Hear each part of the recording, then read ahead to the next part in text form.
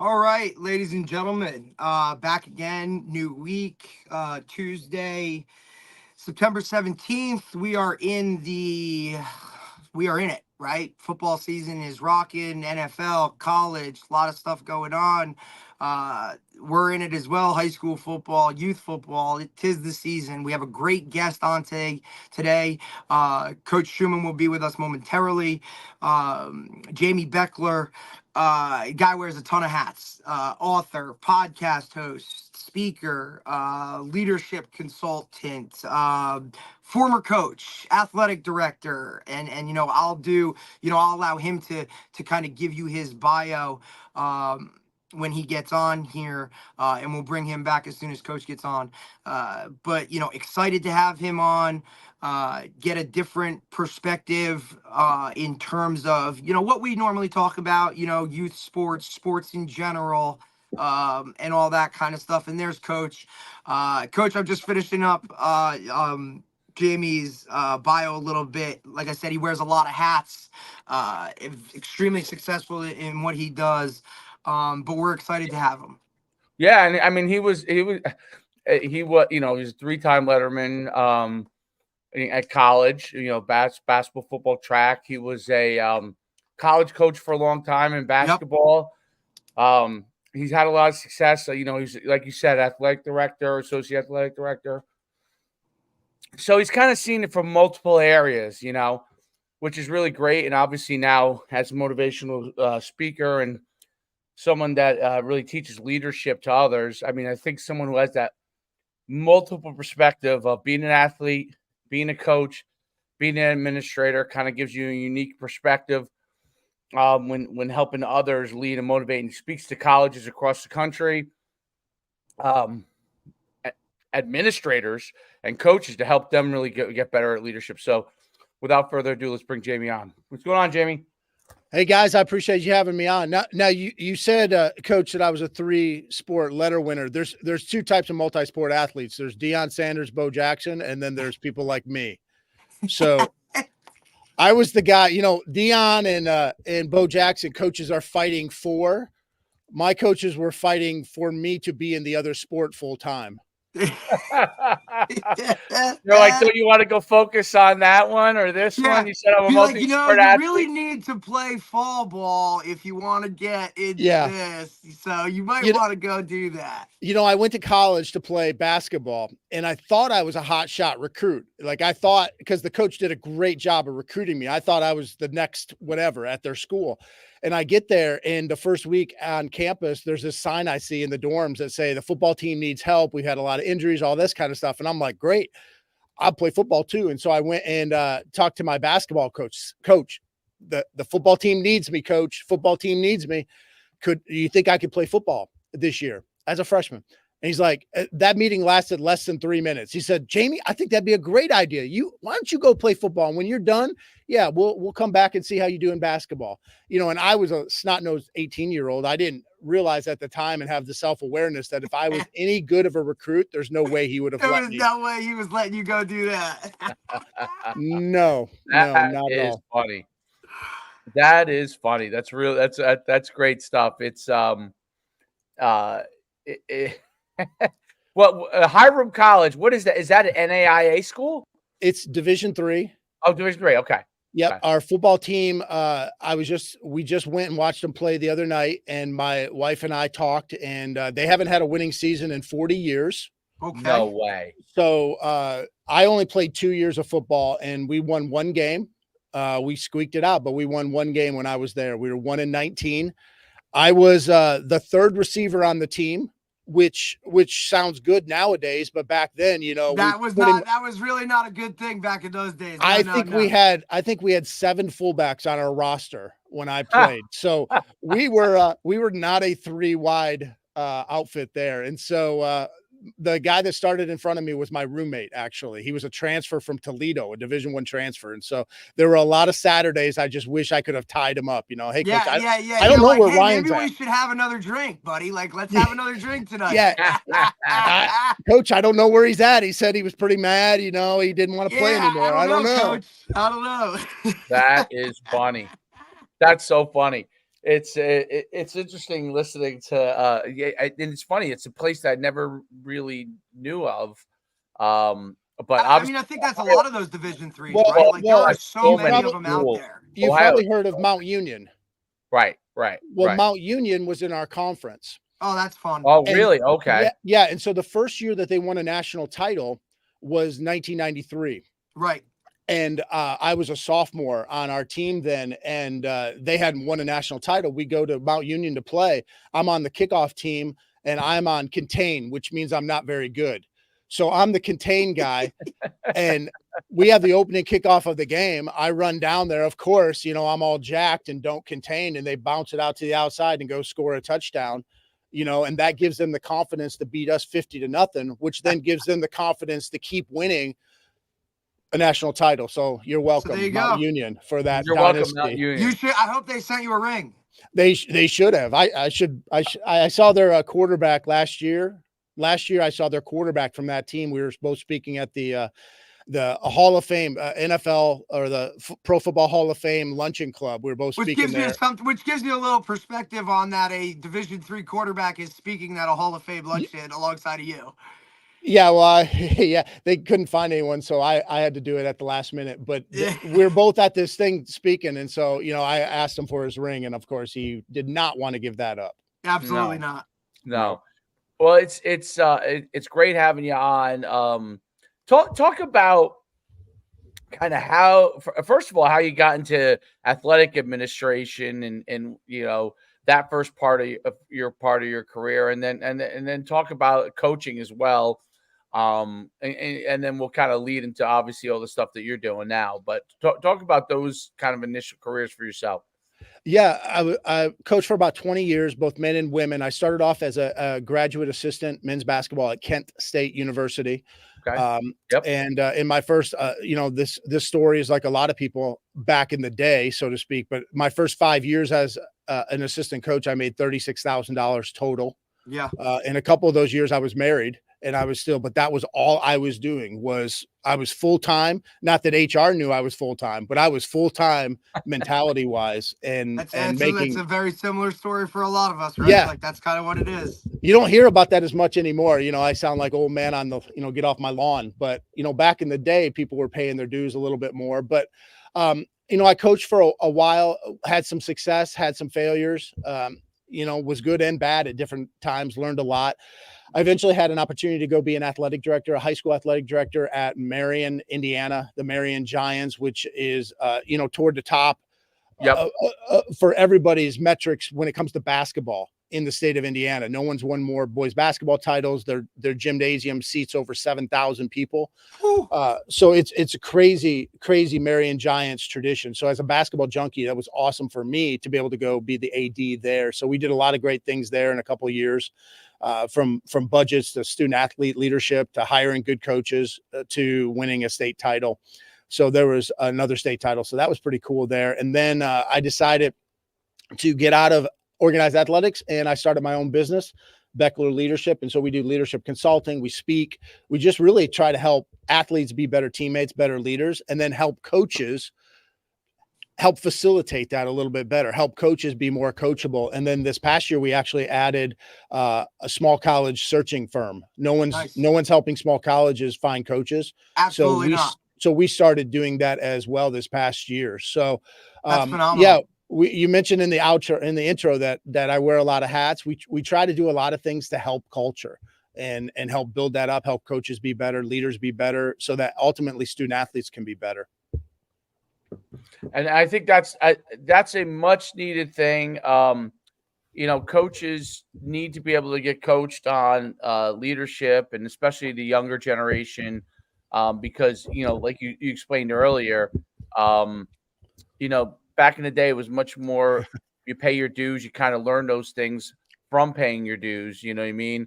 And now there's an accelerated process to everything, and there's pros to it and cons to it, but the con to it is they think they're ready for leadership and they haven't really gone through the rigors of the highs and lows of what it takes to do that. And I think that's overall like a huge area where help is needed. Because I could only imagine, I'm just thinking about football, for example, but football coaches are that's at the college level, it's an expanding thing. And they're bringing on young guys all the time, right? At the high school level, you have a turnover now of younger guys coming in, but not as many that want to do it, right? So the ones that do it sometimes aren't as prepared, and they have to be coached on it, right? So talk about what you're like. You're really trying to get through to these coaches, how they can help lead the leaders that are going to be their coaches doing the job for them. Yeah, well, one of our biggest philosophies, and not every coach wants to hear this, to be honest, is we have to be more coachable ourselves. It can't be just about us.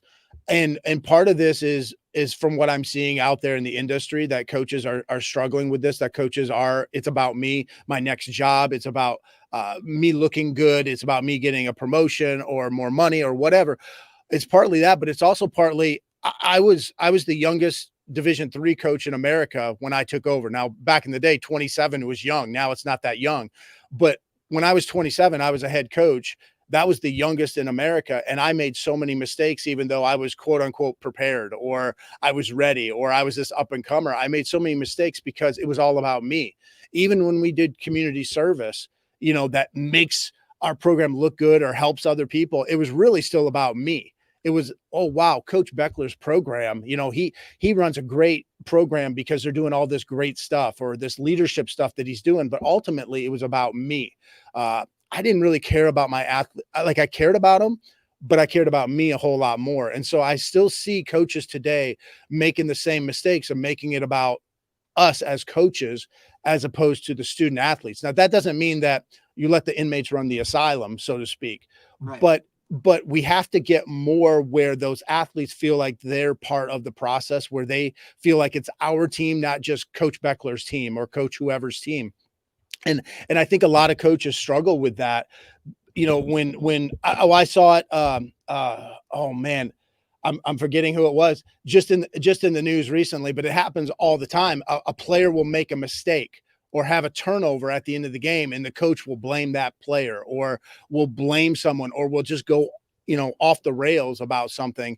When in reality, there were so many plays that led up to that. There were so many plays that dictated the game throughout. There were so many decisions that we made as a coach, and we need to be more inspiring as opposed to playing the blame game. And I know it's easy to say this in our living rooms, in our office, but as coaches, we play the blame game a lot. Hey, it's not my fault we lost this game. Hey, it's not my fault you had that turnover or you missed that throw.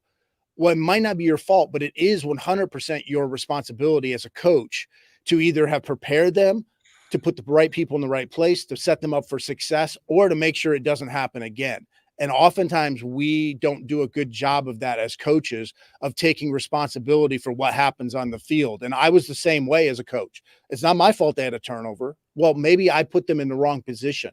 Maybe I called the wrong play.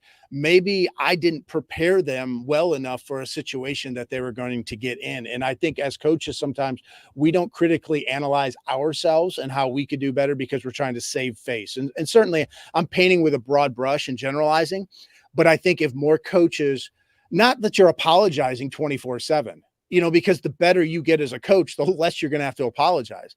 Right. But we should be a little bit more humble and a little bit more coachable, because we want our players to be like that. And if we want our players to be like that, well, they're going to need to see an example at some point, because if we say that their parents are idiots, well, then where are they going to get all that humility and coachability? Absolutely, 100%. And I think a lot of us coaches were very territorial, right? Like we've always been leaders. We're most of these guys were captains or something of that nature, where you're always kind of the focal point of everything. And that's the same with as a coach. When you're leading your organization or your program, you need to set that example. Don't just don't just talk about it, be about it, right? Actions speak louder than words, all those cliche things. And I think a lot when in this younger generation, it's very tough, right? Because like you said, they're Yeah. they're not willing to kind of go through the process. And guys like us coming up, like, you don't just start off calling plays because you're good at Madden, like you got to kind of go through it and learn those things and take those hard lessons in order to earn basically what you ultimately want to get to. And a lot of those guys that, they don't really do that. They're more, say certain things, but not act on it. And I think that the more guys and the sooner people realize that, the better you can ultimately become as a coach. Yeah. But I realized there, especially at the higher levels, there's big money involved. But even at the high school level where you're making, essentially vacation money, you're getting a couple $1,000 stipend or it's gas money, Right. still at that level, there's ego involved, even if it's not 100%. about, it's ego involved and I'm smarter than this 15-year-old. Right. Well, I hope that you are smarter than them, but you should be. yeah, you should be. You should be one of the smartest people in that stadium every day, or especially on Friday nights. But the thing is, your knowledge and how smart you are doesn't inspire a 15 or a 16-year-old who's going through, so many issues in life, or they have egos also. So we've got to find ways as coaches to inspire our athletes to run through that wall that we say athletes don't do anymore. Well, some of them will if they're inspired. And, this is dating myself, but that old movie, Ferris Bueller's Day Off, where you have that teacher. Yeah, it is a great movie. But, you have that teacher who's like anyone, Bueller. He's probably the smartest person, about whatever science or math he was teaching, but nobody's inspired by him. And sometimes as coaches, that's how we get, we're just the Bueller, anyone. Our athletes aren't listening to us because, we know what we're talking about, but we're not inspiring them to go out there. And especially the kids that maybe don't have that star role, we're constantly asking them to sacrifice, the team, but then we're not praising them, when they do. Yeah. We're not praising that wide receiver when, it's a run play and he gets down in a stance, just like it would be a pass play for him, or he tightens up his gloves just like it's going to be a pass play for him, or he runs and gets that safety to bite. And that frees up that next level for the running back. We don't praise those people enough when they do those little things. And then we bang our head against the wall. Well, why doesn't that wide receiver go hard on a run play? Or why doesn't that offensive lineman do X, Y, or Z? Well, it's because they don't get praised enough. Right. And kids need that. Unfortunately, especially now this generation with the instant gratification and all those kind of things. And I think it's really something, it's phenomenal that you brought this point up because, we really, my team in general, we've kind of taken this approach where, those scout team guys are their most important players on that team. If they're not willing to go out there and basically get their head bashed in by the starters every single week, and then have to go play a JV game on Monday, and then, hey, you got to show up on Tuesday and we're right back to practice. Like, you don't get a day of just working out. You got to go back. I think those guys, when they feel like, and that's why football is the ultimate team game, right? It's like you're asking 100%. 11 guys to do something, and majority of those guys, you're not getting your name in the headlines when you do it, right? It's those other guys that you rely on to make you and ultimately the team be successful.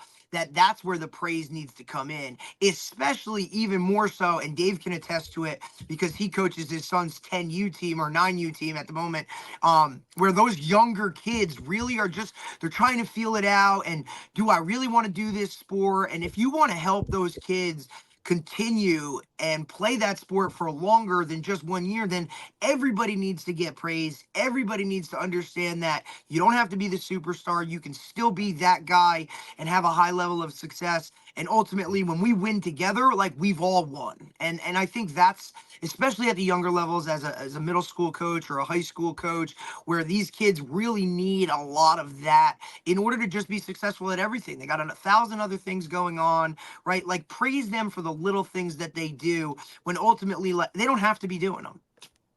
Yeah, it's hard because, especially my first couple of years as a head coach, as a basketball coach, I'm not going to pat you on the back for blocking out. I'm not going to pat you on the back for running the floor hard. That's what you're supposed to do. Well, that's true. That's what they're supposed to do. But they also don't want to do that.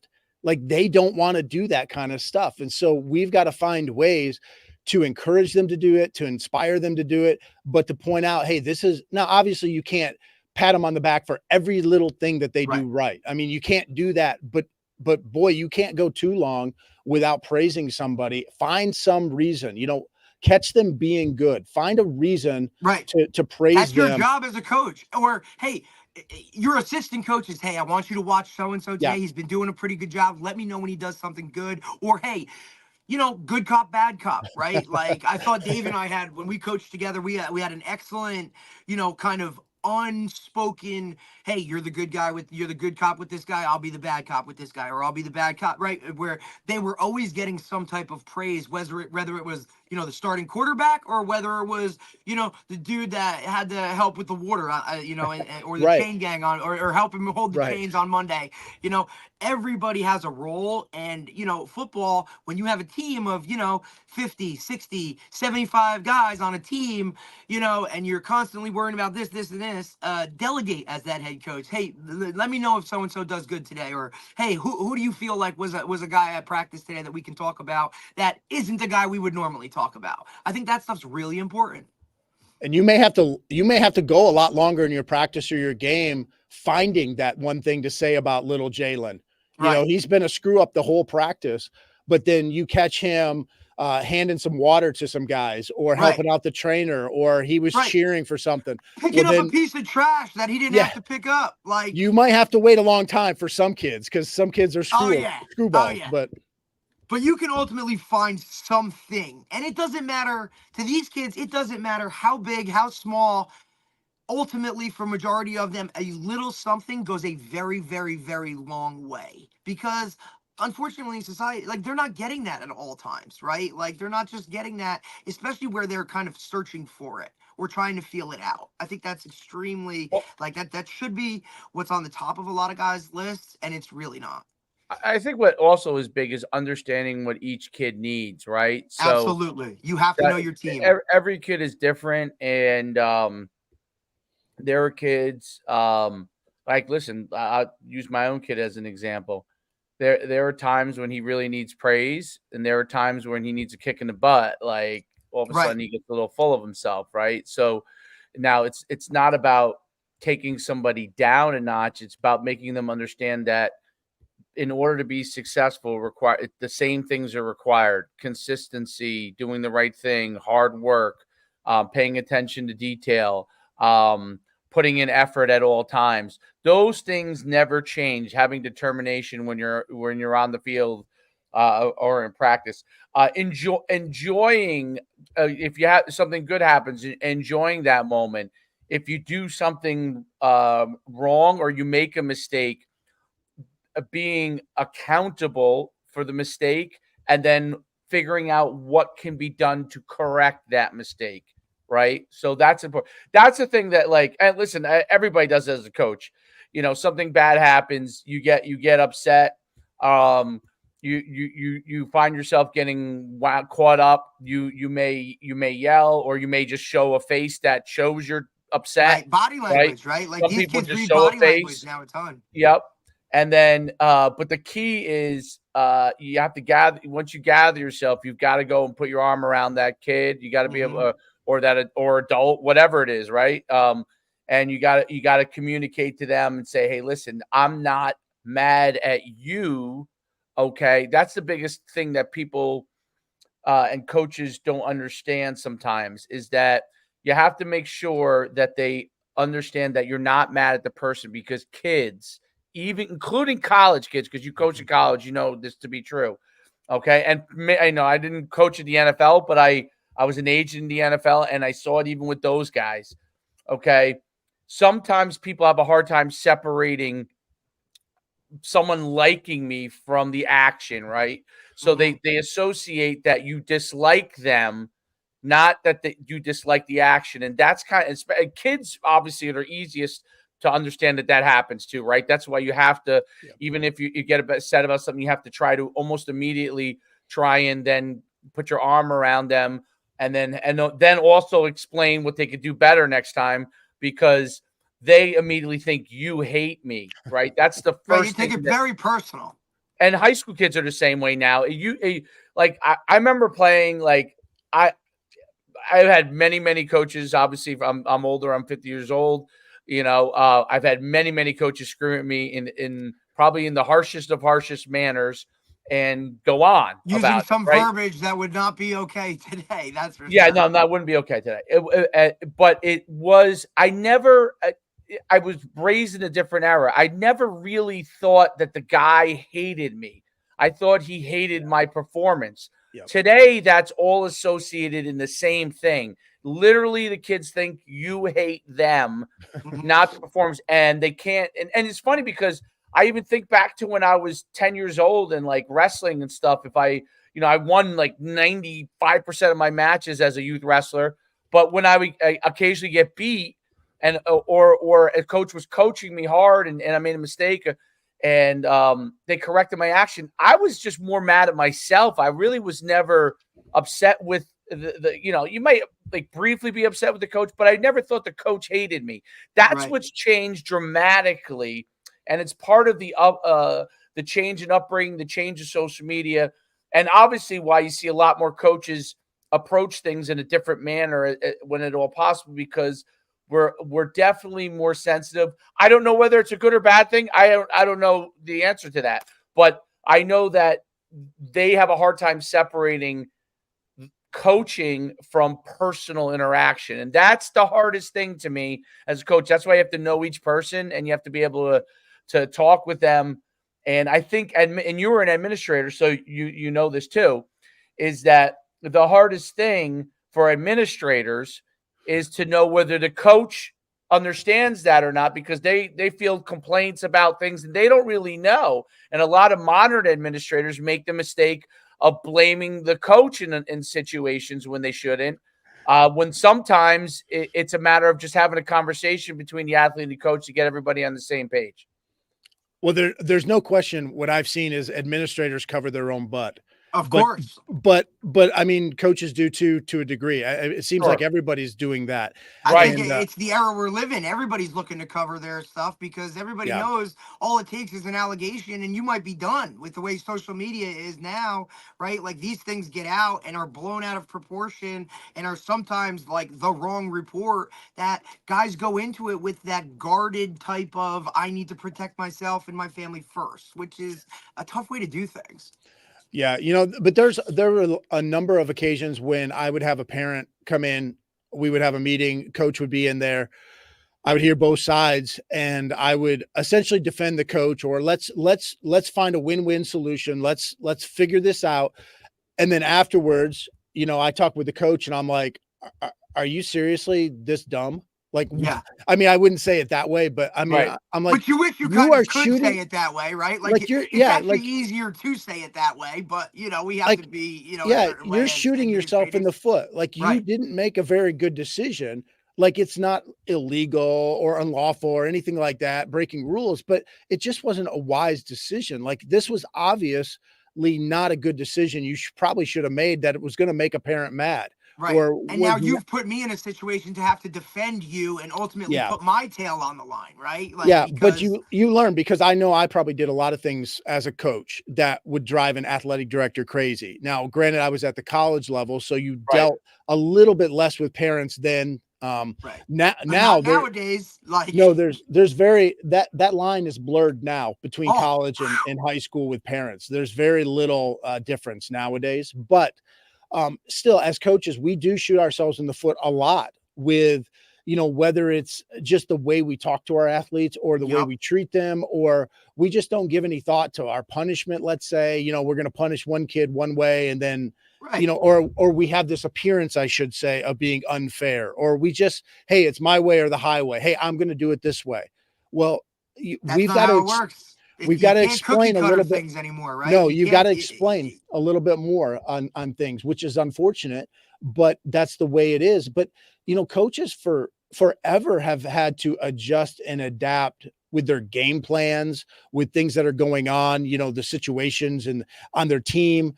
This is just another way that we have to adapt and adjust. Now, we may not like it, but it's just, you mentioned, Coach, about whether it's good or bad, we got to worry about their feelings a little bit more, or that kind of stuff. It's just a way that we have to adapt. It's the way it is. And we have to figure that out. But I actually think it can be a good thing, because not that it's a good thing that the kids are getting softer, so to speak, in air quotes, but I think it's good that it's making coaches care a little bit more about the individual than Right. maybe they would have. Now we can go overboard too, where it's just a kumbaya session. Yeah. Well, one thing I think that is, here's the one thing that I challenge it a little bit on here. Okay. Is that I think coaches, the majority of coaches really do care. Okay. And my thought process is that the overwhelming majority of coaches, I'm not saying that there's some guys that win more games than others, that I'm not talking about wins and losses. I'm not talking about, my thing is, I think the majority of coaches, especially as you move into like middle school and high school, those coaches for the most part really do care. And I think even at youth level, I think, even though obviously a lot of times the parents are coaching, from what I've seen is most of the time the coaches really do care. The issue on the one thing I want to challenge you on is the difference is the old school coaches had a different way of showing it, and that way will not apply today because people will not understand that. The second thing is, and I'm curious though, because you mentioned fairness. My personal belief is that there's absolutely nothing fair about life. Okay. Now you try to give everybody an opportunity to showcase themselves and to give them an opportunity to be evaluated. But like if I'll use it, two wide receivers could be very, very close in ability, but I see this guy as being better than this guy, right? And if me and Derek looked at two guys that were pretty close, okay, and I'm going to use this as an example. Derek is 5 foot, 5'9", 5'10"? Thank you. Or 5'5", all right, say 5'8"? Yeah, well, in cleats, 5'8" in cleats. We're good. 5'8". Okay, I'm 6'1", okay? And me and Derek would probably agree that this is probably the way a lot of it goes. He's gonna lean a little bit more if two guys are equal to a guy that he sees a little bit more in his own image, and I'm gonna lean a little bit more to a guy that I see in my own image. It doesn't mean I'm right and he's wrong. It doesn't mean he's right and I'm wrong. It means that you kind of have, if their performance is fairly close. Now, is that fair, quote unquote? Not necessarily, right? But it's how the subjective world, and I always say to people all the time in sports is, this is the unfortunate thing about a lot of team sports. And I played both team sports, football, and I did individual sports, track, right? Track and field, there is no such thing as you have to be fair. There's a stopwatch, and the guy who finishes first in the fastest time is the winner, right? Everybody starts with the same gun. And there's a very, very few instances other than someone getting disqualified for something that fairness is really an issue. Team sports is very different than that because there's a lot of ways that people see things that are different. Like I might like X quarterback because of these skill sets. Another person might like X quarterback for these sets. Like if you were to take two pros, you got Lamar Jackson and you have Aaron Rodgers, right? Two totally different quarterbacks. It would both excellent in their own right, okay? But if I'm Coach A and I prefer this, then that guy's my quarterback. If I'm Coach B and I prefer this, then this guy's my quarterback, right? And you see that all the time. And that to me is a tough thing for parents to understand. Very, very, very difficult for parents to understand. And that's where I would say the overwhelming majority of issues, even when my son's on another team that I'm not coaching, even for me as a parent, because you think, well, I think he's better than this person, right? But the coach may not see it exactly that way. He may be looking at other skill sets that are not the skill sets that I value. So talk a little bit about that, because I think that's an important thing, because a lot of parents and coaches listen to our stuff. It's an important thing for people to really understand kind of how that works. What's your thoughts on that? Great points. I don't disagree with you on any of those points. I do think coaches care a great deal about their athletes. I think sometimes we don't show our athletes that we care. Because we have to be, because then it goes back to that whole MO of you're the tough guy. I Yeah. have to put on this Nick Saban type of, or Bill Belichick type of Yes. model. And listen, I literally just heard Julian Edelman talk about this with that persona, right? But meanwhile, behind closed doors, you could go to Bill for anything. You could go to Nick, Yeah. and those guys are the most, giant teddy bear that you could possibly think of when it came to those people. But because we feel the need to put on this tough guy persona, it leads to a lot of different things. Yeah. And I'm not saying the tough guy persona is good or bad. I'm not Right. saying any of that, but, take even in basketball, the legendary coach, Bob Knight. Oh, come on. You're going to have a hard time finding any of his players you're going to only find a handful of players that didn't like him. Almost Right. all of his players are going to say he cared about them a great deal. But to the public, or the perception was he didn't treat players very well. Now he didn't coach the way I would have coached, Right. but his players loved him. They knew that he cared about them.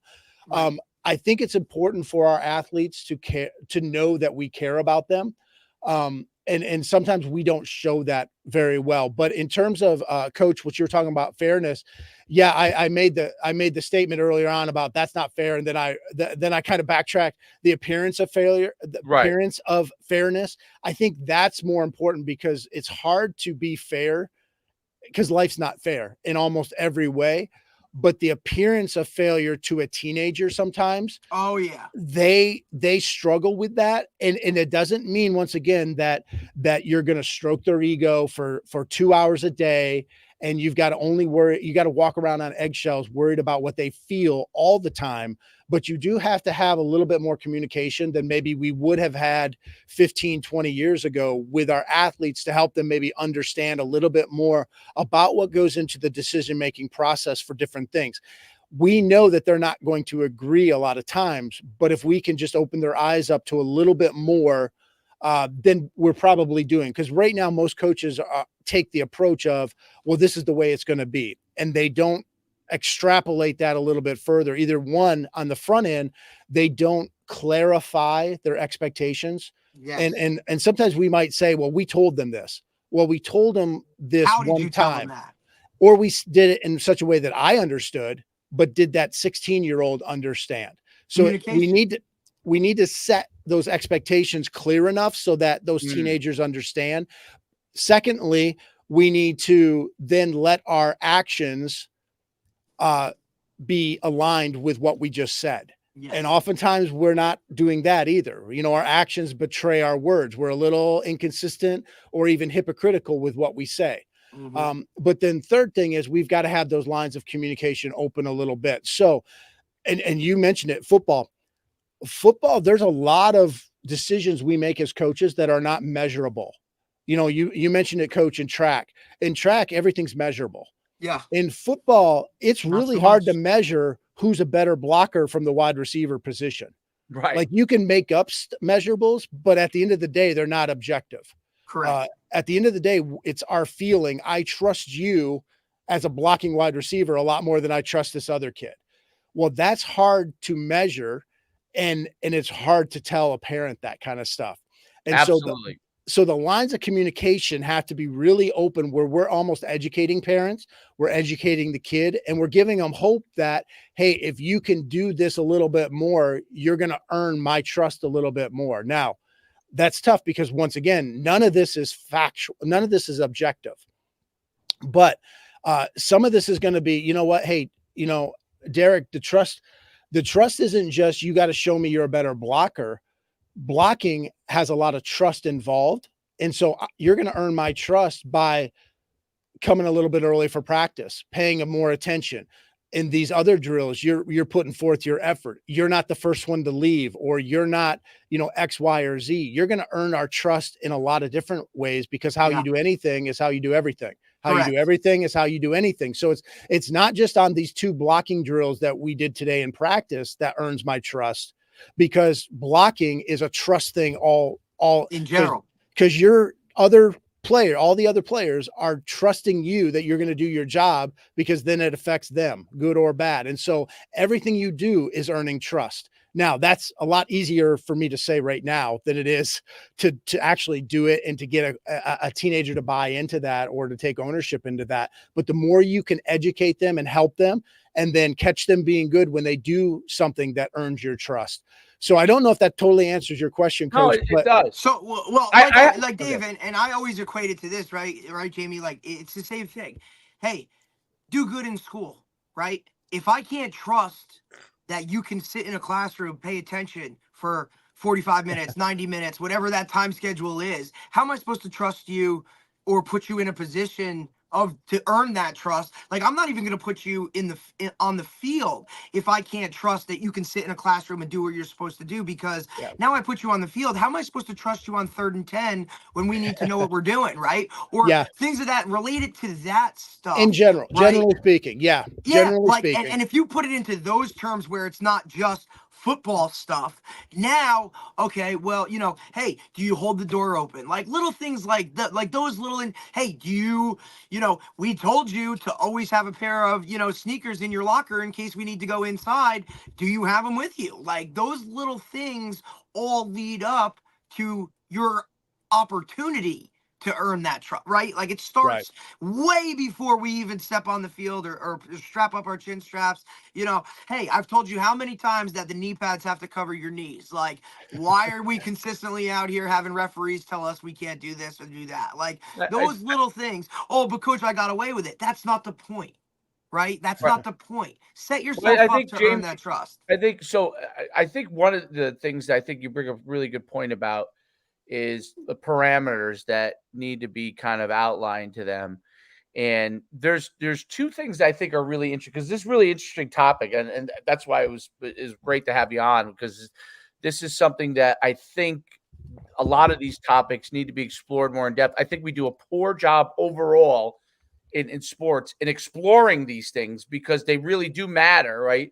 It really is a discussion of like, what works here, what works there, but parameters, you're right. So when Derek's talking about, doing well in class, right? Okay, well, if you're a 2.5 student, I need you to try to get to a 3. We think 3.0. If you're a 3.0 student, your goal should be get to a 3.5, right? That tells me that you're putting in extra work. Because if you're naturally really smart, like let's, you have kids like this. You coach a kid in high school, he's smart enough to get a 3.0 without doing a whole lot, right?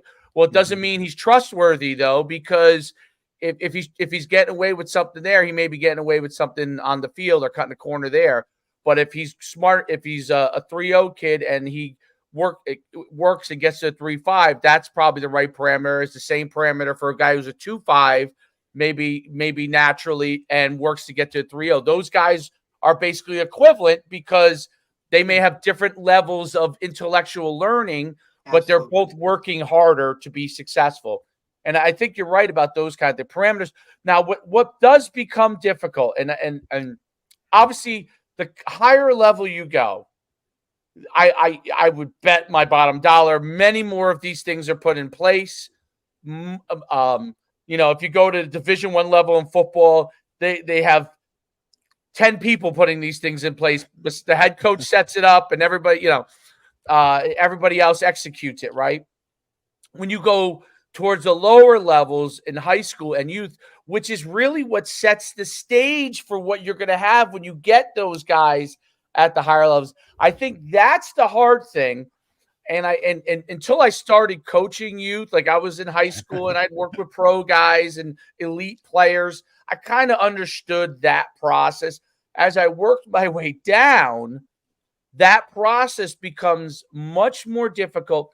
And the parents, so you have a large pool of athletes at the bottom. And as you're moving up, those are obviously the better athletes, the ones that get it. They may get it without you ever having to tell them to get it, or they may have parents that are super involved with making sure they get it. And you start to work this part. The issue is high school is kind of like in the middle part, and youth is obviously the lowest part. And those are the widest two areas. And those areas, I think, have been very, very difficult for a lot of coaches. And that's where a lot of good coaches and caring coaches have jumped out. The top area, everyone wants the top area, Of course, because you're getting paid. You're getting paid, right? So you're getting what the people best. don't realize is that's the least number of spots available, right? Like there's only so many programs in the country, and even if you are, you have to be on that upper echelon of coaches in order to make that money. And is it sustainable? So I think that the big thing is, how do we begin to teach the high school and youth coaches who are going to ultimately send better kids for success at the higher level, which will help make their jobs easier, because those guys are already probably pretty darn good just because they got hired to begin with. They may have some things here or there, but they're pretty darn good, right? It's the middle and the bottom level that have the hardest time. What can we do to help those guys set these parameters? They're not getting, high school, they're not getting paid a whole lot. Youth coaches, middle school coaches probably aren't getting paid anything. How do those guys figure out how to do that with the window of time that they have? Yeah, that's a very difficult question. And, two philosophical things, and then I'll get into a couple nuts and bolts. Number one is, I know it's cliche, but why are you coaching? Remember, and it might be when I coached, I wanted to coach because my high school coach poured into me. Well, when he died early at 47 years old of cancer. I cut out his obituary, put it on my wall right over. So when I sat at my desk, I saw his obituary every day. That reminded me every day of the why I coach. So remembering the why you coach, because most of us don't get into coaching to be rich, especially at the youth level. But why are you coaching? Number two is reminding yourself every day, I need to be a coachable coach. I need to be a coachable coach. How can I improve, grow, and develop every day? Because when I'm doing that, then that's going to lend itself more likely that our student athletes or our little kids, our 10-year-olds are going to grow, develop, and improve. Plus, that's going to be an attitude I take into practice a little bit. So two philosophical things is trying to remind ourselves what our why is and to be a coachable coach. But then from there, looking at it as, how can I inspire my athletes every day? How can I make this fun for them? Now, I know at the higher levels, sometimes fun is not a word we want to use, but how can I make this fun for them where the learning is good? And part of that is making sure the practice is planned well. Now planning and organization is not fun, but what's necessary. What's not fun is a 10-year-old having to stand there while you explain again how we rotate in this drill. A 10-year-old standing there waiting 5 minutes for their turn to go in a drill because you've got a million kids in this drill and only one ball or whatever that is. Kids have like 7-second attention spans. Right. You have to, yeah. I mean, they're TikTok all day long. Boom, boom, boom, boom, swipe, swipe, swipe. Well, as coaches, we have to do a much better job. And I hate to say this, but we have to do a much better job TikTokifying or Instagramifying our practices to a degree. 100%. I agree on that 100%.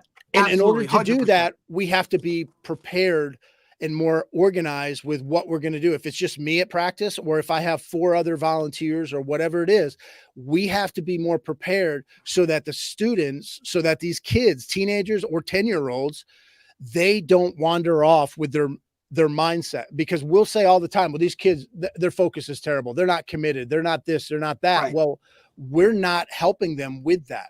How are they supposed to stay focused for a boring 2-hour practice? They're not going to. And then we get mad at these kids for not being like us. So we have to do a better job of preparing and planning and organizing our practice so that, it's going to meet them where they're at a little bit more. And then once they get excited about something, then maybe we can stretch things out. Then maybe we can add a little bit to it. But we're because then they're all in and they're plugged in for even longer, right? And I kind of say, it's the same thing. Like, look, guys, like, I'm not going to keep you. You give them the whole look. We got to be plugged in for 20 minutes and then we're going to go whatever, right? But as a coach, like you said, it's all in the preparation and it's also in knowing your team. Certain teams last longer in terms of that stuff. Or if you make it more interesting or creative, or you kind of meet them halfway in terms of where it is. Like, I'll give you a great example, right? So my high school team, the old day of, these kids love technology. Anything technology is like what they're dialed into, right? So, the days of, hey, scout team, hold up a card, look at this, gets monotonous after a while. So we invested in a company, and this is a shout out, no free shout outs here, right? Go Route is it's a device, basically a phone or a mini tablet that goes right around their waist, where now we upload the cards, we draw them on Huddle or whatever, we upload them onto the cards. Now these guys all wear these Go Routes around their waist for practice. And as a scout team player, I don't have to come back to the huddle. I'm not looking at a card every play. I can literally line up, look down at the play, and know exactly what I'm doing. And just that little bit of technology inserted into practice, it's unbelievable. I've been bragging about it to Dave for weeks. It has literally, not only has it increased our number of reps in practice, but the buy-in from the kids now. I mean, you would think it's like, I open up the bag and be like, all right, Go Routes. I mean, you want to talk about a fight? Like, now we got some fights over the Go Routes. Like, I'm getting one, you're getting one, just because you added that little bit of what they need. And for their attention, they're not looking at a card, then they have to go here, go there. It's just bang, right there, gone. And like you said, it's something new, it's interactive, it's like it's what they're on the regular basis of what they're doing day to day. And now now they can get going. And now we've seen just the overall every bit of practice be so positive because of this little like tweak that we made in terms of meeting the kids halfway. Well, you'll need to clip out that and send it to Go Route and see if they'll use it, right, Dave? We'll money. take that sponsorship. We need them as a sponsor. There we go. Absolutely. But you can also, and this gets, this is not as easy to do at the younger levels, but Dave's in it. Like 9U, he's in it. Yeah, but you can ask them for their feedback. You can get them where they take ownership in a drill. Hey, and it can start off, hey, we're going to do this blocking drill. We're going to do a blocking drill today. Which of our blocking drills would you like to do today? And you ask 5 of your kids or 6 of your kids, and then they're excited because you're doing the drill that they requested or something like that. And I'm speaking in generalities, and you could put your own spin on it. But if you can get their feedback on something and then you're doing what they said to do or asked 100%. To do, they could even make up something. Now that's at the higher level where they're making something up, or you ask them for the names of a play or they name the drill. Right. They name like we allow our guys to make the signals. Like, yeah, it's little things like that. Hey, absolutely. I can tell you instances too, like a young kids this is with young kids and but like their favorite tackling drill is this thing we call shake and bake. Because they basically, the old days used to do these crazy Oklahoma drills, but you can't do that anymore. You modify it. It's a modified drill. Not where you want to be in prison. One guy's gets to make a move within a space from an angle, and the other guy tries to tackle him. It's kind of an angle tackling drill, but they like it because there's a goal at the end, like someone's trying to score and the other one's trying to stop them, and it's the number one drill they always. We don't get to do it every day because it doesn't apply every day. But we try to do it at least once a week with them because they ask about it every single day. The same thing with today. We're doing shake and bake today. We're doing shake and bake. That's exactly what they say. You're like the same thing is with tug of war. So we do tug of war, but like we can't do it all the time. Right? But we try to do tug of war once a week or once every other week because they love to do. We break them into 4 teams, and then they go. It's like a tournament. They tug of war. And they love it, and someone wins and someone loses, but they all have fun. They're kind of working together. So like I can think of off the top of my head, those are 2 things that I know every day. If I could do them every day, if they would do those drills every day, right? But at least it gives them something to look forward. At least once a week, they get to do it. They get something to look forward to. And those are just 2 quick examples. There's probably 4 or 5 other things that they've said to me. but I hear those two over and over and over and over and over and over again, just like we give out prizes, right? Derek knows this. Like, I'm big on giving out prizes. I'm big on giving out stickers on the helmets. Yeah. And we give out, like, I mean, you wouldn't know these things, but things like teeny mates or football cards and stuff like that. And if a guy does well, or if a unit does well, or a long touchdown, the whole unit gets it. Or so they look forward to those things, right? And not everybody gets a prize all the time. Like this week, for example, probably the whole entire team is getting a prize. It's gonna make me broke, but because they played very well as a whole, they had a bunch of really good things happen. And so basically the whole team will get a prize. But what basically they remember is, wait a minute, we did really well. And of course, you probably won the game if you did really well as a whole. And now we're all getting prizes. I want that feeling again. I think that's part of what you're talking about is kids want the kids and teenagers. They're trying to replicate feelings that they feel are joyful for them. That gives them the experience, and they probably won't even remember the 90% of the wins and losses. That's my guess, because I don't remember it now at my age. You know what I mean? Like, I can remember a few of them. All right. But what they will remember, the fact that they got cards if they did something well. They will remember when they did tug of war, right? They'll remember that shake and bake drill. Yeah. They will remember that. But it's funny because the parents only remember whether they won or lost, whether Johnny got the ball. Well, think about it, Dave. Like, how many compliments do we get, right? And even that, like, when the kid comes home from our camp with something every day on top of getting that T-shirt or whatever, like, the parents are like, well, what'd you do, bud? And then they can explain what they did in order to get that. And now it's, it just takes it to a whole nother level, and I wanted to touch on another thing, Dave. The whole, like, I remember, like, one of the greatest things I think that, I've taken from Dave's process of being a head coach and doing all of these other things is that, and we were talking about the individuality of each kid on the team, is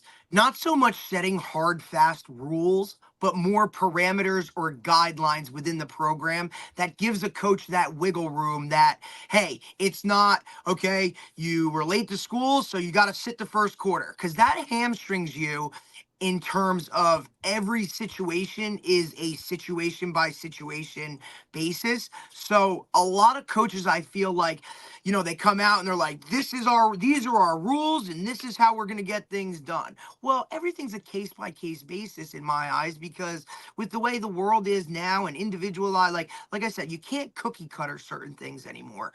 You have to kind of take it as that. So more guidelines, not rules. Well, I was curious to hear your take on, like, how you feel about that. Yeah. In general, especially coming from an athletic director standpoint. Yeah, the higher level you go, I definitely think the less rules you should have. Well, that's what I'm speaking in terms of, I'm not talking, I'm not going to give my 6-year-olds like, right, like whatever. Like, I am, because now you got guys all over. Right. No, but I was one of these guys that when, in my first head coaching job, I mean, my rule book looked like the NFL, or like a Bible. It looked like the Bible or the NCAA rule book. It was crazy big, and I painted myself in a corner so many times. Yeah. By the end of my coaching career, I mean, you could pretty much put on a Post-it note what our rules were.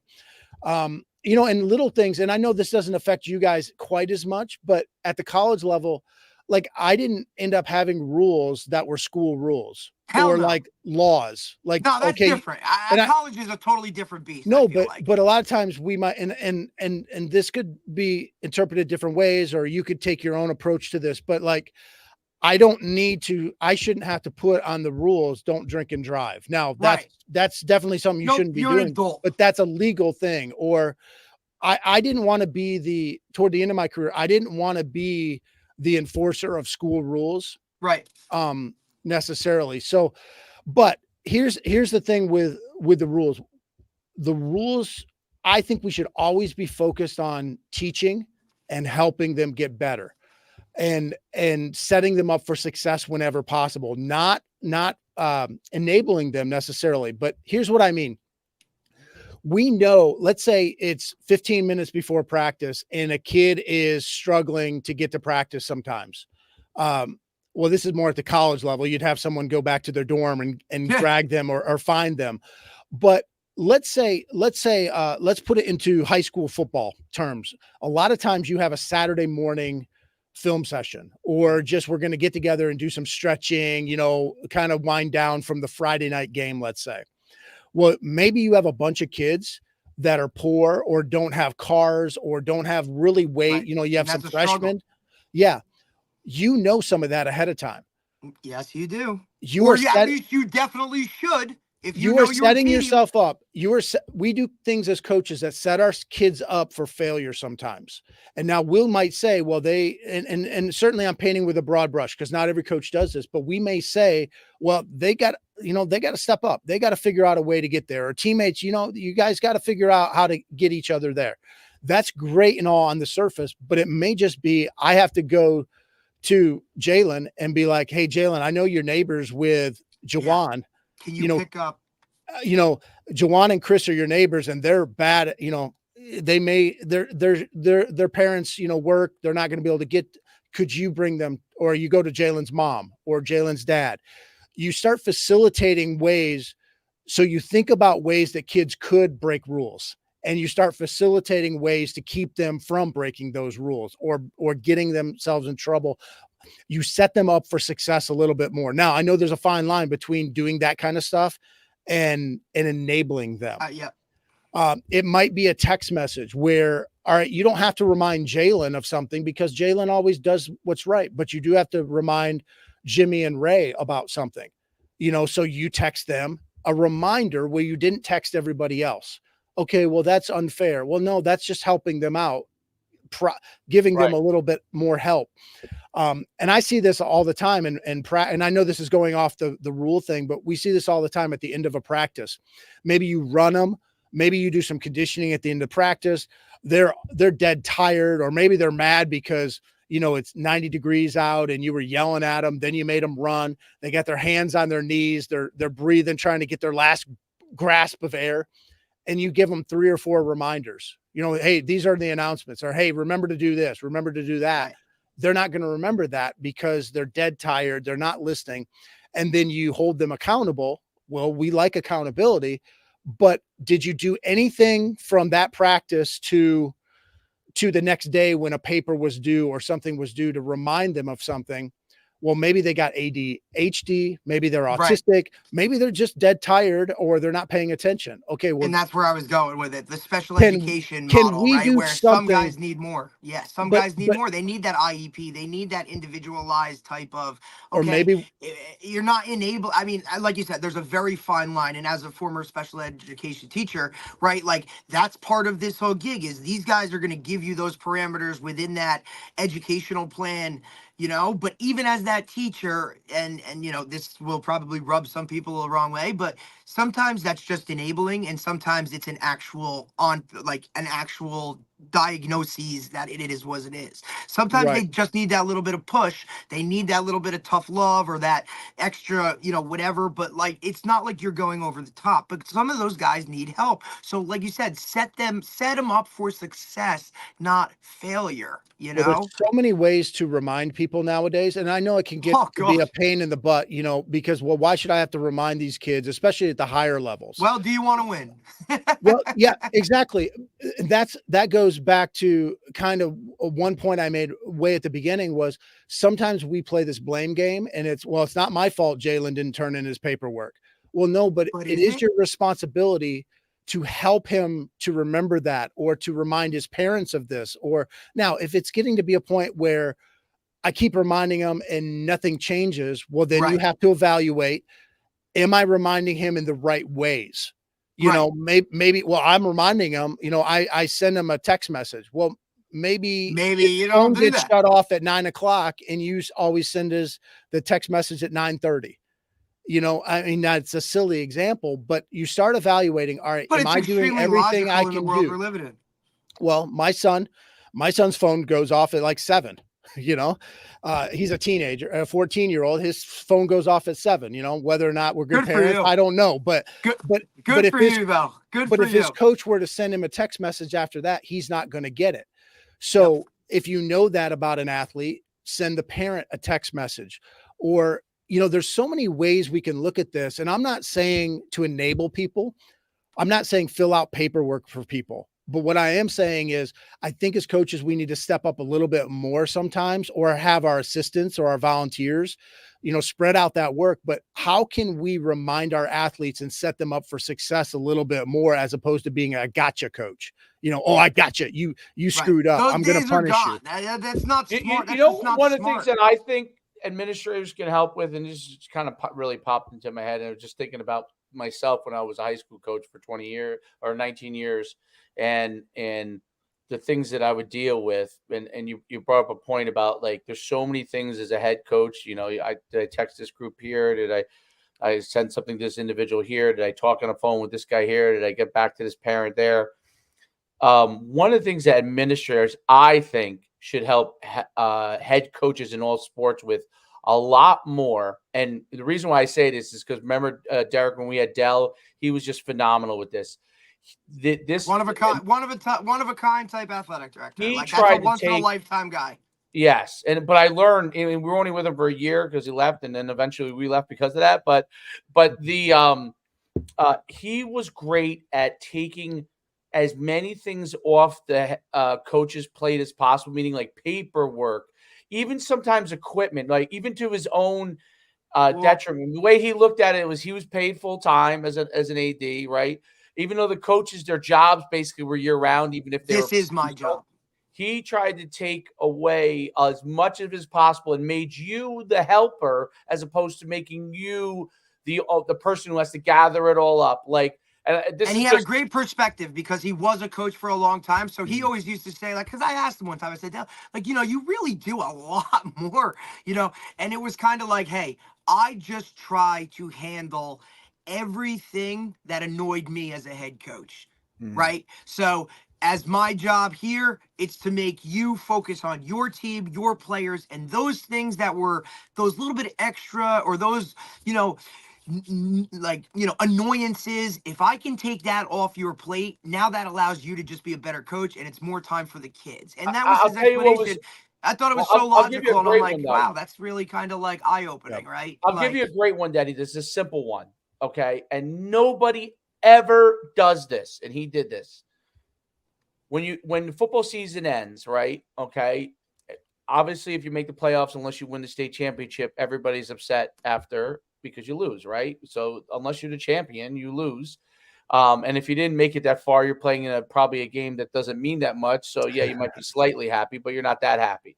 Okay. So basically at the end of the year, everyone's usually, unless you win the championship, has some level of they're sad it's over, or they wish they could have played one more play. What he did was he said, listen, we're going to collect the uniforms at this time, and I will be there. And if you could come down, I'm going to be there from, let's say, 10 to 12, have all the players come in. I'll give you the message to send out, and I'll start taking all the stuff from them. Okay. And then you can help me organize it at the end to make sure we just put it all in the proper place. But he basically collected the majority of it and put it all in the place. And then me and a couple of the assistants would help just put it away with him. And he took that off the plate. Whereas usually what happens for a head coach, and this is all sports true, mostly, but usually what happens in high school is the season ends, and either right away, what I used to do to try to so you didn't have to have a huge headache, you would have these piles set up, and everybody puts their stuff in a pile, and everybody is basically really upset, and they're putting their stuff in a pile. It's a big mess, and then you and your coaching staff has to go put this away. It's the end of the season, and you don't really know where to go with it, right? Because you're waiting for the athletic director to tell you the next day where you can put it. This guy took that all off your plate. And I thought that was an example of, you know what, now as an administrator and the coach is are all they're working together. And he's saying, I want to let you be able to coach and handle the difficult issues that you have to handle as much as possible. And I want to take off your plate as much as the paperwork, as much of the administrative stuff as I can. Not everything can be taken off your plate. It's crazy to think that would be the case.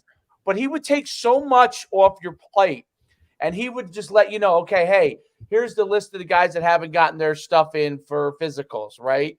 And all they got to do is come down to my secretary, give it to her, she'll go through it, and she'll tell them, right? And we would get that list, and I would say, hey, you haven't gotten this, and then we could go and call the parent. But it was so well organized from that standpoint. It allowed you to be more of a coach and be able to be more with your players and less the bad cop, so to speak. It was really, really a really cool thing.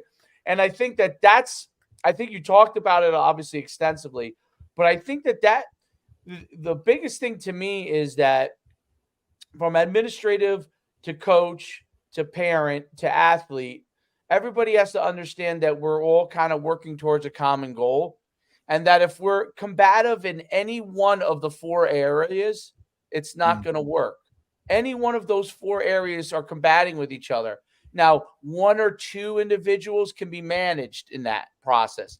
But if you start to get to 7 or 8 parents, or like now you got the inmates running the 3 asylum. parents, 4 athletes, because sometimes athletes can be combative, but their parents are great. And sometimes the athlete could be great and their parent is combative. You know what I mean? And sometimes the administrator can be combative and the coach is great, or the coach could be combative. And so the more of those people that aren't on the same page, the more likely you are to have a problem with success.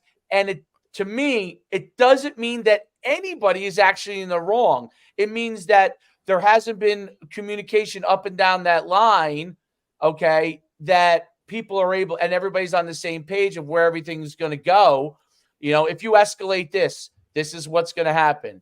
If you do this, if you I don't know, if you punish a kid in a certain way, right, that's really not along the lines excessive, let's say, excessive level of punishment, whatever that is.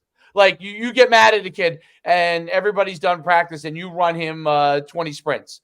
That would be like, okay, you're going on. You run him 2 or 3 sprints. If you're trying, I'm not a big fan of using conditioning and strength development as a punishment because they start to associate that. Yeah. But there's a lot of coaches that still do it.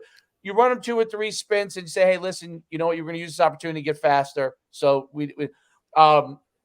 that can work. But if you go excessive, then it goes the other direction. And I think the point you made about at the end, like, and me and Derek had brought on this guy, Tony Holly, sprint. Was a football coach. Yeah, Tony Holly, great guy. With him. But his whole thing is like, if you're utilizing strength conditioning or speed development in your practice, utilize it for speed development. So at the end, even with youth kids, I mean, if I'm going to run 5 sprints, we're going to give them a little bit of a break and make sure it's full speed, right? Because we say, hey, this is to get you better. These 5 hills, we're only running 5 of them.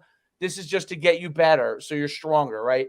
And so they know that there's association with the betterment of what they're doing.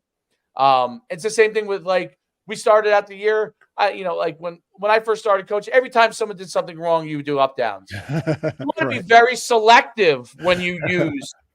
If you use punishment, you have to be very, very selective, and it has to be, to me, a point that has to be driven home that hopefully you don't have to ever use it again, that they can learn from. Because otherwise, everything should be for betterment, in my opinion. I don't know. Yeah. If I'm wrong. No, I would agree. And I would even, I've never, I shouldn't say never, toward the end of my career, I was very anti-conditioning drill, even for conditioning. Yep. So there was a purpose to the drills, but I went away from that just because, hey, let's like in basketball, I mean, you can just play a lot of full court and get a lot of conditioning. Exactly. Of course. But we actually did pass patterns. We would do with our athletes. We would let them be wide receivers and and I would throw them balls and stuff. And, that wasn't the greatest conditioning drill, but it was fun. And we would do tags. Sometimes you got to spice it up, man. Sometimes you got to think way outside the box and utilize like something that's going to click for these kids, especially with the way, Dave and I talk about it all the time. We try to push multi-sport athletes like, hey man, like maybe now you just found something else, or just to switch things up for these guys in terms of that nature. It's so important. Yeah, and we even went with we did a lot of morning practices or morning workouts, 6 a.m. type stuff. And we started going with, when we were doing conditioning, we started going with a lot of like cardio equipment or aerobic equipment. And whether it's the bike, the treadmill, the stepper, the elliptical, those kinds of things. And then we would keep a chart, and it was a competition every day. Well, that's the other part. When you put things on a board, right? And now you're ranking guys or first, second, third. And then we'd always took it a step further and been like, hey, you do this, you get a t-shirt. You do this, you get gloves. Yeah. You do this, you get a towel. Like that reward system, say what you want about it, but when kids know they're gonna get something and they see a finish line or something of that nature, when you put their names up there, man, it changes the way they do things. Yeah, we did. We also did where if they beat the coach, if they beat me on a certain day, then they got out of conditioning, or they didn't have to wake up the next morning, something like that. And but we went to that primarily because I wanted to take the pounding off of their legs. Yeah, like, I knew they weren't ready in the morning. I didn't want to fight that too much, and I still thought that we could get some decent conditioning out of them. It wasn't going to be as perfect as running. I know that, but I figured, hey, it's going to take less pounding, and they might enjoy it a little bit more. They can listen to their earbuds, and they're still competing for times. They're still That makes sense. Hey, I know what the record is. I know what this week's record is, or last week's record is on the elliptical machine or the stepper machine or whatever. And I'm going to try to beat that today. And if nothing else, I'm going to beat coach today, so I don't have to come tomorrow morning. Right. No, there's no doubt about it. And those solutions are so. I mean, I guess. Well, I would think that if you keep pitching colleges and high schools and across America, you probably have endless business as long as they got the capital to be able to bring you in. You know what I mean? But it to me is a thing that it's this forum of discussion to get to solutions that are. It's not just about being like a better way of performing, but it's enabling them to figure out how they can enjoy their journey as well.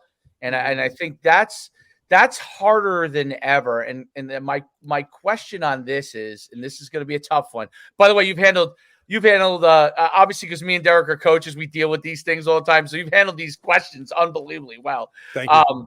But one of the things that I find is so challenging for coaches now, and this is college, high school, and youth, they're all dealing with this now, is that if I'm unhappy as a player, I can go over here. You don't give me the answer I want, okay, which is going to happen if someone's a backup or someone's not playing where they want to play, or a multitude of reasons. I'm going to go over here and leave you. Okay. Now, most coaches' answers, including mine, probably is I want you to stay because I like you and I think you could be very valuable, but you should do what's best for you. That's in the old days. That wasn't. Listen, the old days. I'm going to sit down with you. I'm going to talk with you. I'm going to have a conversation, figure out what is. But my thing now is because everybody's going to have some level of unhappiness. We try to figure it out if we can. Okay, if someone's unhappy, we try to figure it out. But ultimately, you have to do what's in your best interest. Now, that's changed tremendously in sports, and I think it's the pros. This is not really a relevant thing because they have salary caps, and you can be as unhappy as you want. You're under contract, you're got to stay there. But in college, high school, and youth, the same. In college has led with this, with transferring and being able to leave at any time. And there's pros and cons to it. The pro is no player is stuck. I was a player. If I was if I was stuck, I would be, I would be unhappy, right? The flip side of it is you may not be able to salvage a potentially salvageable situation. And I'll use myself as a simple example. It's pretty easy to do. My first year in college, I was not used to being third string, and I thought I should have played right away. Right? I was ready to leave. My first 6 months, I was ready to leave. My father told me, if that's really what you want to do, we can do it, but I think you should try to stick it out. Right? I stuck it out. I had an injury, and then I was the starter the next year. That was great, all well and good. I started. I did very well. Then a new coach, my coach got fired. New coach came in. I had a back injury, and I was out for a year, and I came back, and then that coach didn't like me at the position I was playing. Right? Now, luckily, because back then, if you transferred, you have to lose a year, and if you went down a level. If you stayed at the same level, you'd have to sit out a year. So I stayed. They flipped me to the other side of the ball. I ended up starting there, and I was successful. But if I were to think about it in today's terms, I probably would have stuck out the first one because I was young.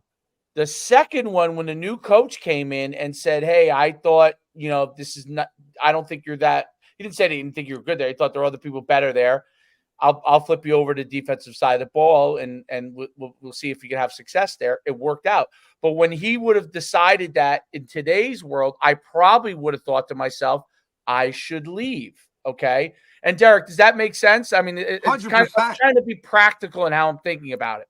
I think that absolutely. I mean, look, you could literally look at my situation as well, right? Like, I started out at one school, had, some family issues where my cousin was, ultimately passing away from cancer. I wanted to move home, and, you kind of make those moves based off of certain things. But like exactly what you're saying, with the way these guys have the ability now to almost transfer without penalty or leave without penalty, right? Like, they have a very different perspective of how they go about things, knowing that they have that escape, I guess, if you can, that they can go do it. And my long-winded question on it is simply this: how do you?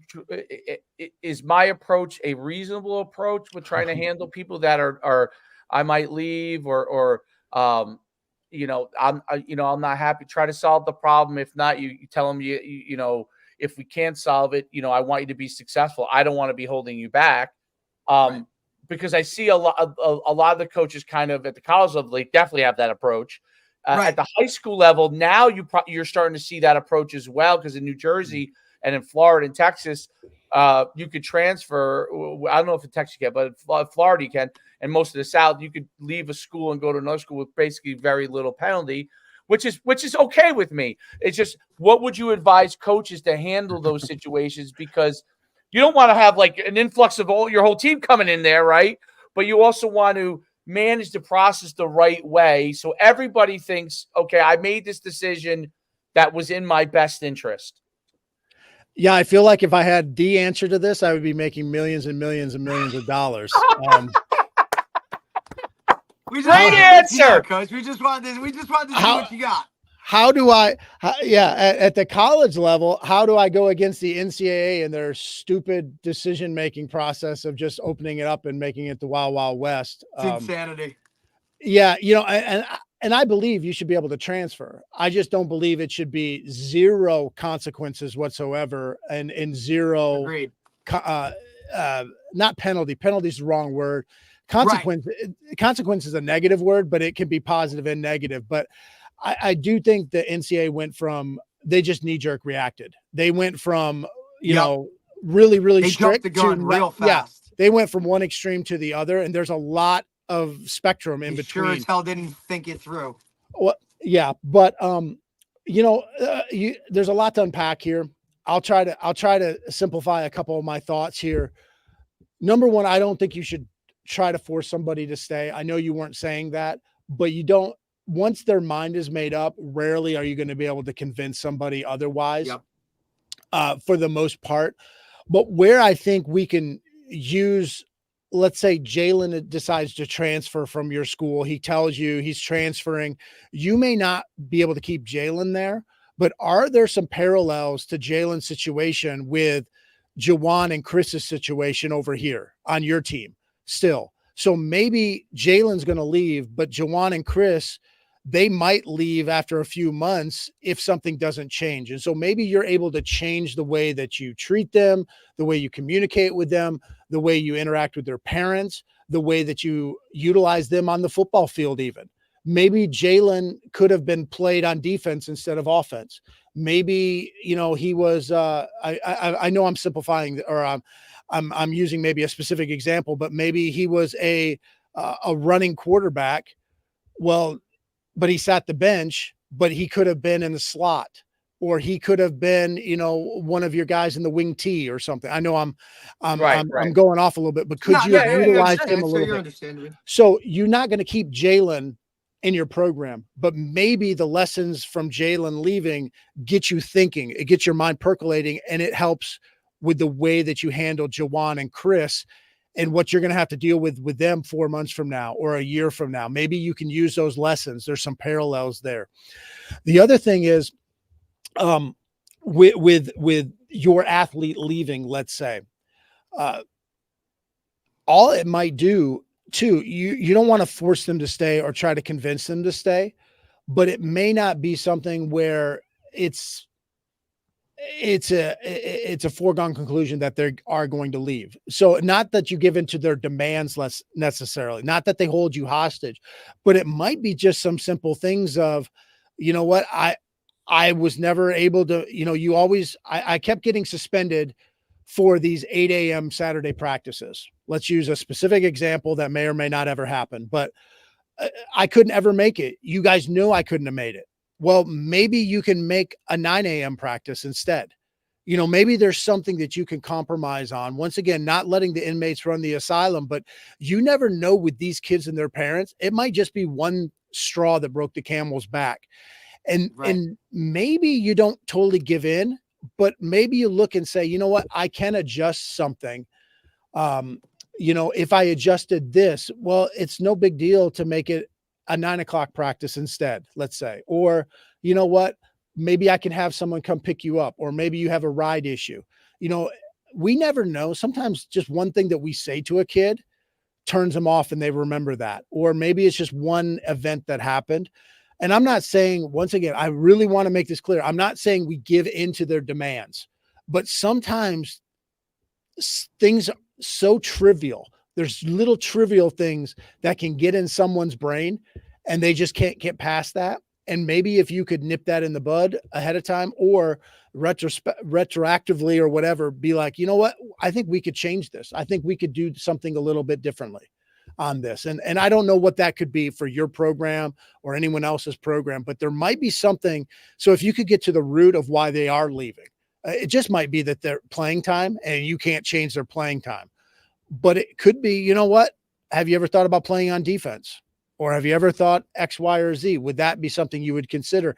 And if you have a good relationship with them, if you've been depositing into their emotional bank account, you may be able to make a withdrawal that doesn't make them stay for the rest of their career, but it might make them give you one more week, or it might make them give you 2 more weeks. Or the season goes better for them. And then, it's they might possible. move on they might move on anyway, but at least they walk away saying, you know what, all right, he's not able to solve my issue, but the guy tried to make it the best experience that he could. And I think you're right about that. That's a very, very great perspective on it, because I do think those are among the most very, very, I mean, it's the most difficult thing of all, right? Because I do believe there's a trickle down, like, people can say whatever they want, but when it happens, once college, see, when they did that in college, they did it really to try and help the players, right? Like the mindset of why they did it was not negative. Okay. It was actually positive as to why they didn't want players to be stuck. They didn't, but what basically happened was it had a huge effect, obviously, in the college ranks, but it has, I think, an even larger effect as you move down, because what people look and watch on TV is what they think the world should be when it comes to them in their smaller experiences.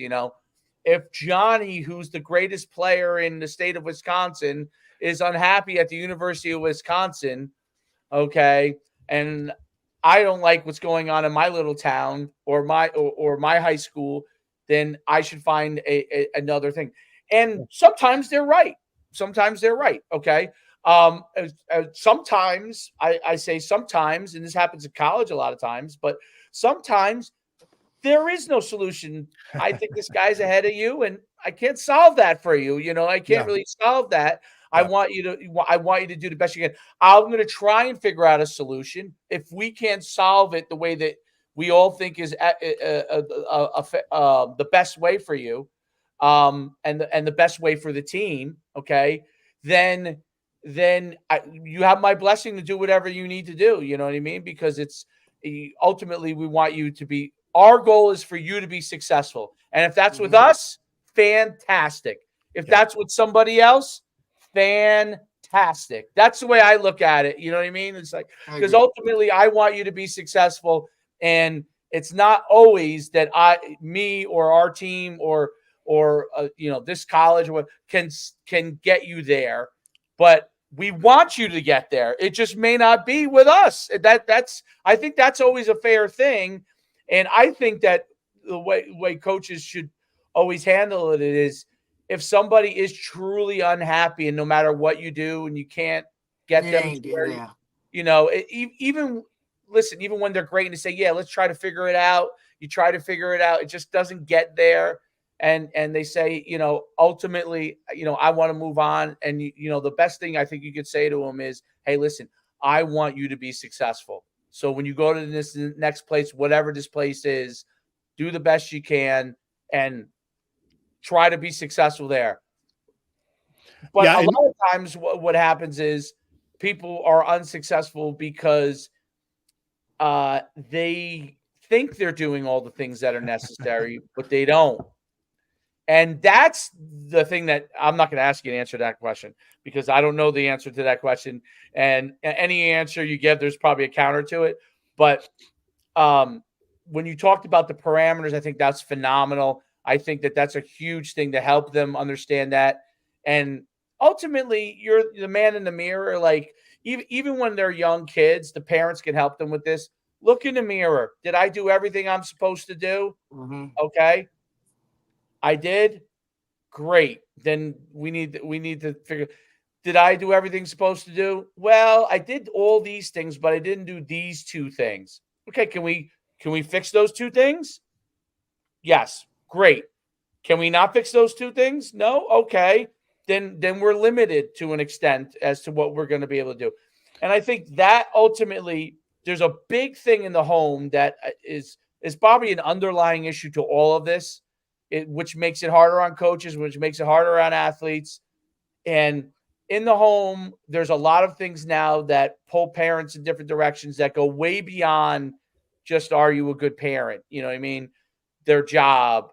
Right. Most of the time, both parents, if you have two parents, they're both working. If you have one parent, that parent's probably working all the time, so they can't spend as much time with you, right?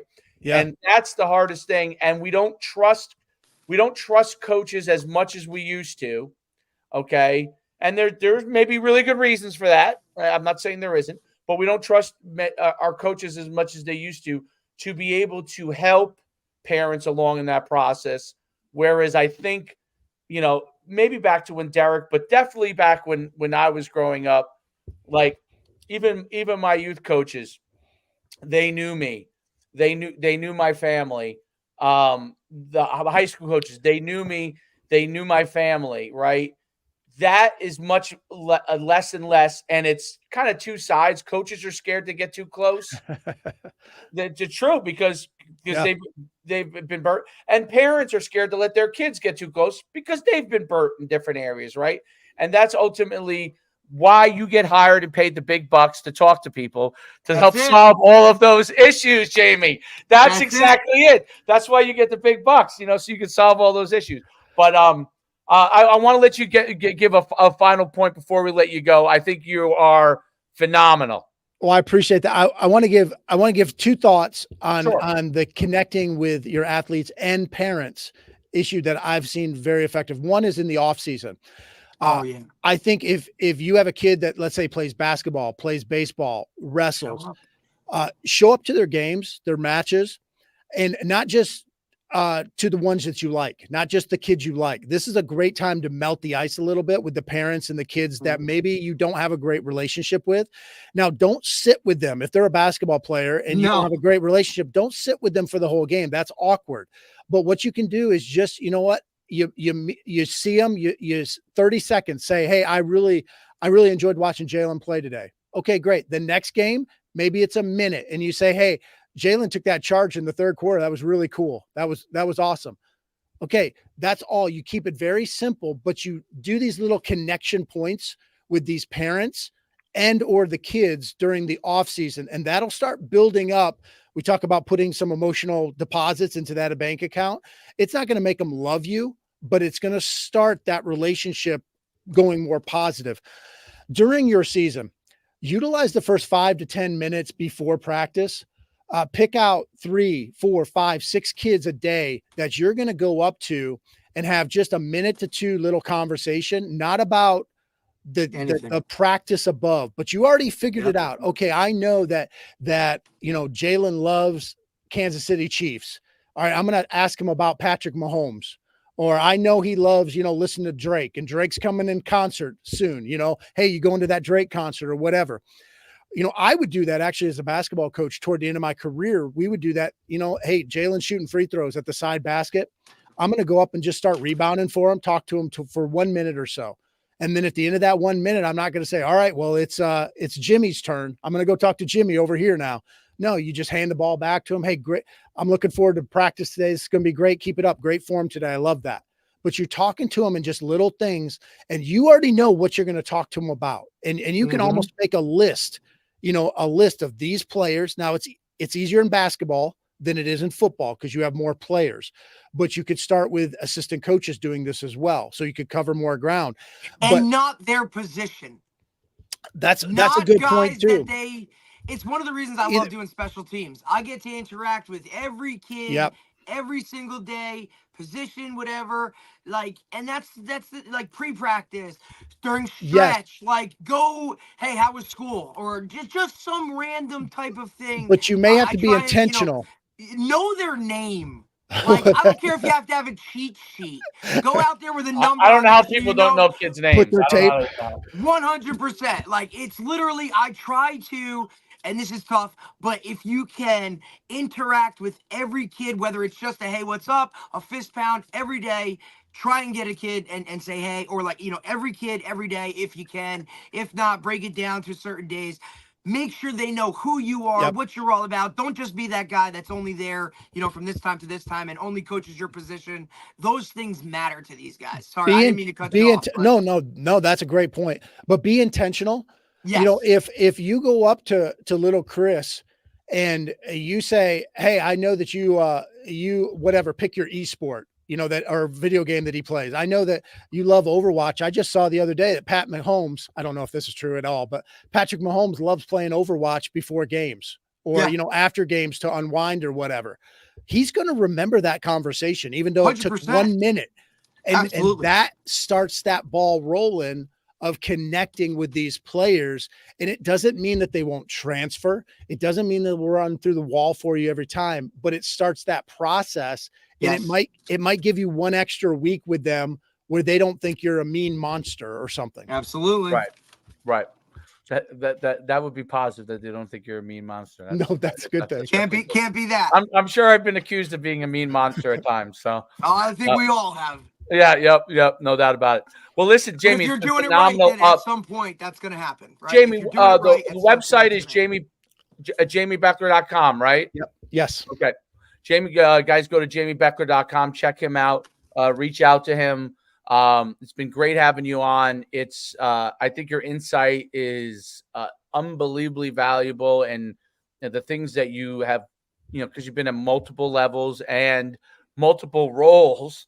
Right. You have understand all those perspectives, which I think is really unique. It's been great giving you insight, and I'll tell you, you hit on so many topics in a really positive way and a positive approach to solving things, because they are sports is really, really difficult, and it's more difficult than people realize until you get into it, because like, I said, in the old days, like, you kind of, this group of kids were the good athletes for the most part, and they kind of did sports, and all these other kids kind of went and worked in high school, and that world has changed. Everybody does sports from the time they're really young. I don't care what level they are, and they're all aspirational to have some level of success in sports, and that has changed dramatically. So these issues that may not have been huge issues when they've always been issues, but may not have been as big as they are now, because you have so many more people playing sports in general, and multiple levels of sports, and travel versus rec versus high school versus college.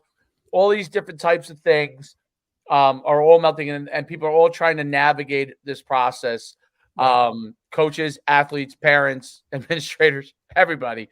And it's difficult. I don't think when sports started to come around that anyone ever thought it would become the basically biggest thing in society as a whole. I mean, you look at it, what is the number one live show in every season is usually a sport, some football game, some basketball game, some, sporting event is the number one live show. And if you were to go back 60, 70 years ago, it would have been like, when the president was speaking or something like that.